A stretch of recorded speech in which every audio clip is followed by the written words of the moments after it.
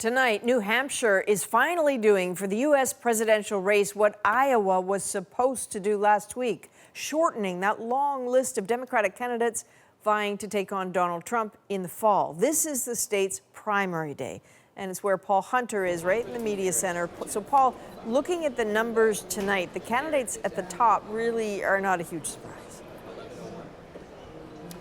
Indeed. The New Hampshire universe is unfolding as expected. It's all about who's up, who's down in this state tonight. Bernie Sanders is up. Joe Biden is down. We could talk a bit more about that in a moment. But first, let's talk about voters. I spent some time at polling stations today, talked to a lot of voters out casting their ballots. We watched them vote. We talked to them about who they voted for. But more to the point, what they're thinking about for November. Here's a look. Thanks for coming out. The stakes are high, the process straightforward. Get the paperwork done, pick up your ballot, head into a booth, make your mark, and drop it in. How did you vote? Democrat. And who? Bernie Sanders. Why? I just like his beliefs and ideals. Just felt like he's the right one. What about November? I'll be voting Democrat again, so honestly, whoever can beat Trump. We heard a lot of that. Democrats who have their favorites, but for whom, in the end, that almost doesn't matter.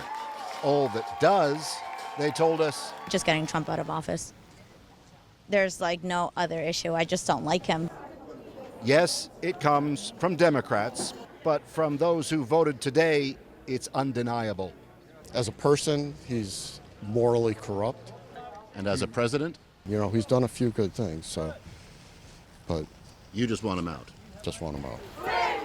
But although Democrats are getting the attention, even those already deemed on the wane, make no mistake.